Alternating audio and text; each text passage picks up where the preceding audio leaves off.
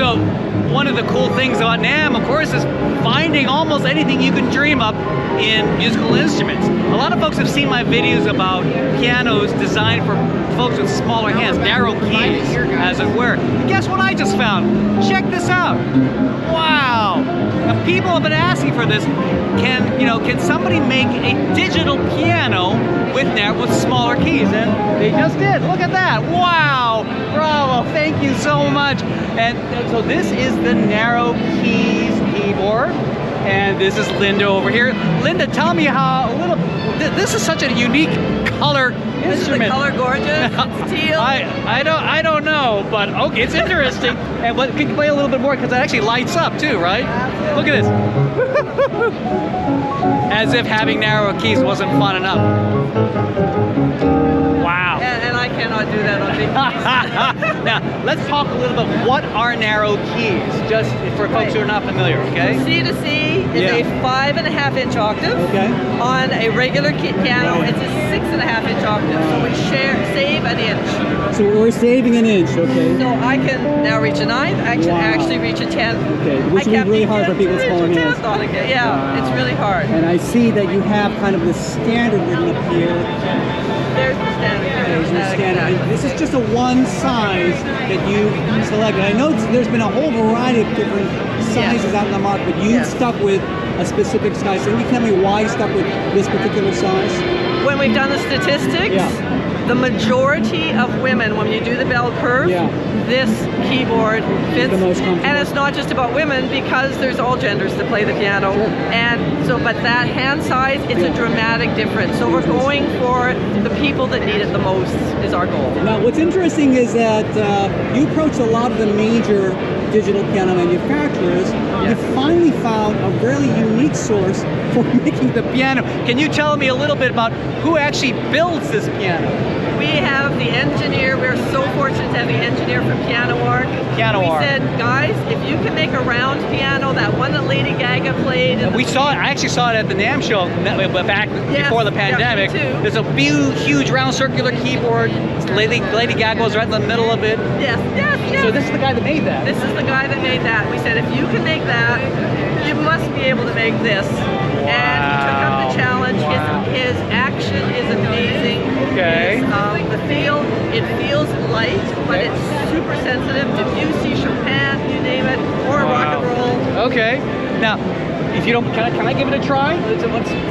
Yes. All right. Well, let's give this a try. So, okay, that's an octave. It feels really small. Well, I have small hands, but I can. Whoa! I could never do that before. I never reached an 11th. That's pretty cool. So, one of the classic pieces I've always struggled with is the opening of the Rachmaninoff Second Piano Concerto. Now, this chord is a pain. You can never do without breaking. Now, this one is the big one. Look at that. Oh, cool. I have to find the octave because I'm not used to how small this is. I'm a giant, how can I say? So, Linda, can you tell me, how much is this particular piano retailing for now? Okay, so these are custom made. Custom made. Okay, so this is a one-off. Okay, all right. So we're under the 5,000, but over the 4,000. So we're just working on supply chain. All right, so between $4,000 and $5,000. Yes. Which so at the moment it's pricey, and it's a controller. It works beautifully. When the volume increases, we have all sorts of ways of bringing that down. Okay. But when you're making one key at a time, and they don't have to be painted blue, we have the white with the black, which is right over there. Okay. Then you. Is it less expensive without the lighted things? This one's a little more expensive than the regular one. Okay, so they actually do have a regular one over there. Okay, so that's a regular, quote-unquote, keyboard. And how much is this one going for? This one would be the low end of the fours. Okay, so still between $4,000 and $5,000. Yes. Okay. All right. Cool.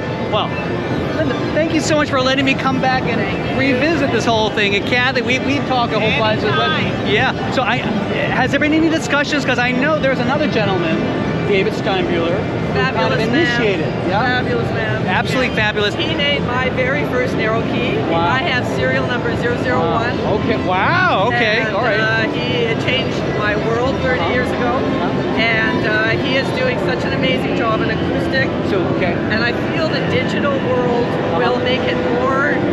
People don't know what it feels like. You just. So this is a synergy in terms of, because to be honest, the Steinberg, the Steinberg keyboard, these are extra keyboards for acoustic pianos. They're expensive. They're very expensive. They are, and they're worth every penny. Right. But not everybody has all those pennies. Right. And this is for the children, for the teacher who wants an extra piano in her studio so that she can have an alternate.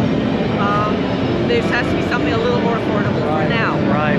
Wow, this is so cool. Congratulations, guys. Thank you. Is this the first time you're showing this in public? The very first time. Yes. Wow, we're getting a first look at this amazing no keys keyboards. Thank you so much, ladies. Thank you.